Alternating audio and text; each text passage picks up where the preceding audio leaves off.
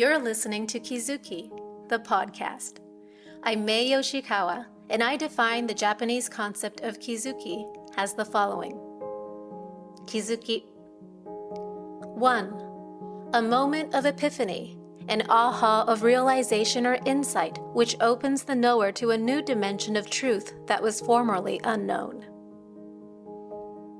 2. Steps in an incremental growth of awareness, resulting in a movement from ignorance to greater awareness of the bigger picture. A kind of knowing that cannot be undone, that cannot be unrealized.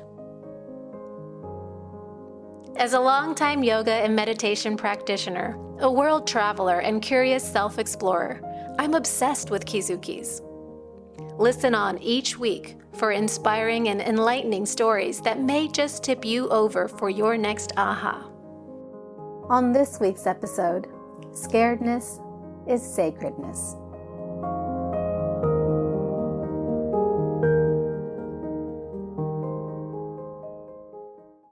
How real are you about how afraid you are? You know, when you think about it, when we're children, it's okay to be sad.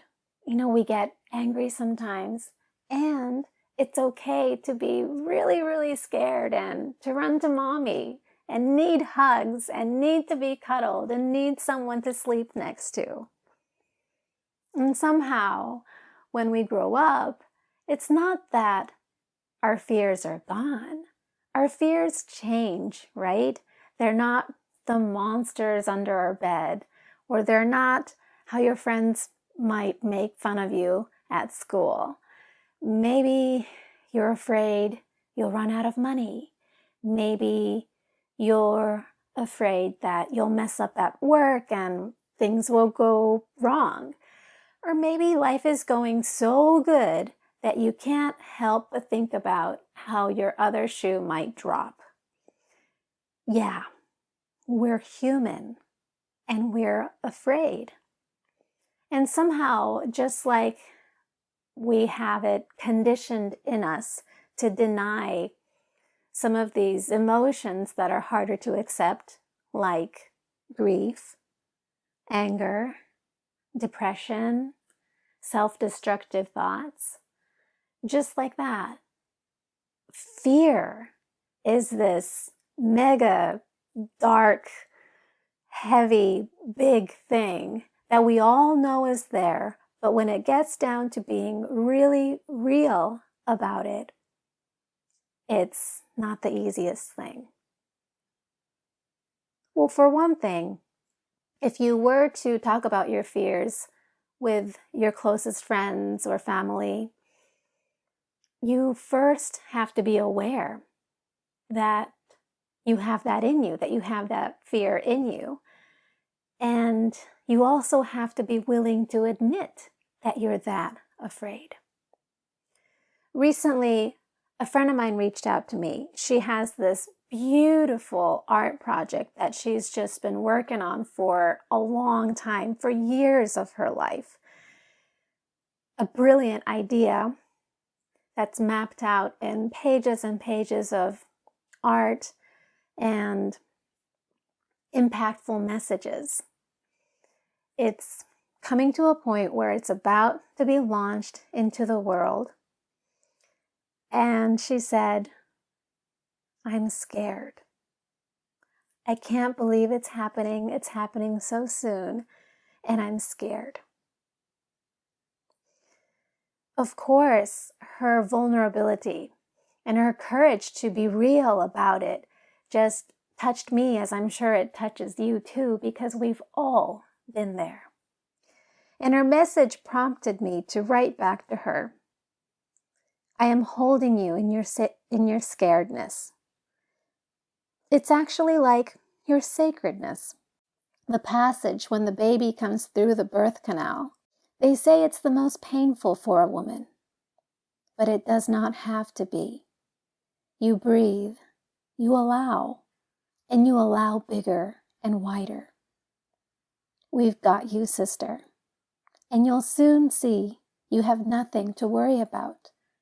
Your work is divine, and it's destined to reach whoever it needs to reach. I know it.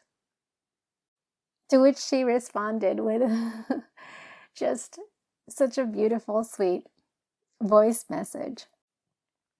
But this thing I wanted to tell her, this metaphor I used of birth, is the one that I keep coming back to time and time again for myself. And I dive into this in my book, Kizuki, as well. Because with the birthing of my children, there was so much conditioning there about how painful birthing is. And yet, I discovered that it doesn't have to be. Of course, the physiological symptoms of contractions and your body tensing up and the intensity of the pressure, both physically and emotionally and mentally, yeah, it's a lot to take. And as I prepared for my second birth, birthing my son Aiden, I was preparing for a home birth, and that's when I got the chance to re-educate myself, body and mind, that every time the pressure increases, that every time that tension intensifies, rather than to tense up against it in fear, because we're so afraid of the unknown, we're so afraid of everything going wrong, and we take the pressure as a sign, the heightening fear and worry. We take those mental contractions like it's a sign that things won't go well. And it almost acts as a self-fulfilling prophecy if you keep worrying about it not going well. So ironically, it just doesn't serve us. So instead, well, what's the alternative here? Because to think then, oh, of course things are going to go great, everything's going to go well, also sounds a bit, what's the word? Pollyanna, like, ooh la la, everything is going to be fine. Well, I don't know about you, but for me, that doesn't work because it feels like I'm lying to myself. I don't know that everything is going to be fine. And it sure as hell doesn't feel like it if I'm feeling all this pressure and I'm feeling all this worry and if I'm feeling all of this fear mentally, emotionally, and physically. And then I realized that the thing that we're really tensing up against here is the fear of the unknown. The fact that we don't know what's going to happen. None of us. We don't know how exactly the birth is going to go, whether it's you birthing the child or whether it's the birth of your art project like it is with my friend. Perhaps you're working on something at work or you're in the middle of a relationship that means a lot to you and the pressure is on and you're about to break. Why? Because you're so afraid of the unknown. So what's the antidote here? Because it's so easy to wiggle, to squirm, and to tense up under the pressure. For me, it was as simple as the realization that this is a passage, that pressure always rises, but always, always subsides. That if you're pregnant enough, one way or the other, the baby has to come out. And when the time comes for your project, one way or another, the project will be birthed and launched into the world if you don't give up. And whichever way your relationship is about to go, you'll find out. But the passage is not eternal. The passage is a passage. And I needed to learn to meditate in that, to sit with the unknown, to sit with my squirming mind and my wiggling body and my fearful tensed up nervous system. My antidote was to realize that this passage is sacred. It's not about predetermining the outcome, whether it's going to be a huge success or not, but it is about knowing that whichever way it goes, I am here. I have done my best. I am doing my best. I can't ask more of myself. And I know I am enough. This is enough. And that this, even the process of cradling myself through the fear and through the worry and through the tension and learning to release and lean back into it, even that is a part of my journey, a part of the passage, the journey of learning to care for myself, to hold and embrace myself through all aspects of me. You know, to be really honest, when I started typing my message to my friend, I first punched in scaredness, and my phone did one of those like automatic switching where it switched it to sacredness.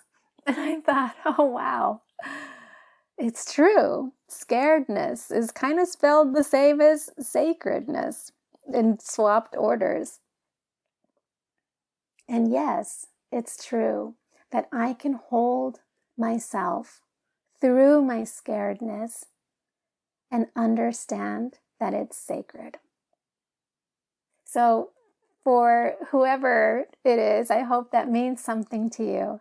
And this week and this month and for years to come, when you feel yourself tensing up against the current of what is in front of you, at whatever stage of the passage you're at, remember that it's sacred and that you can be in the moment and in the unknown, even with the fear, to breathe through it and to be present with yourself.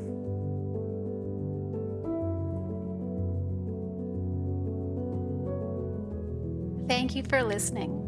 Learn more about me in my upcoming book, Kizuki, Realizations Beyond Time and Death, at my website, maey.live,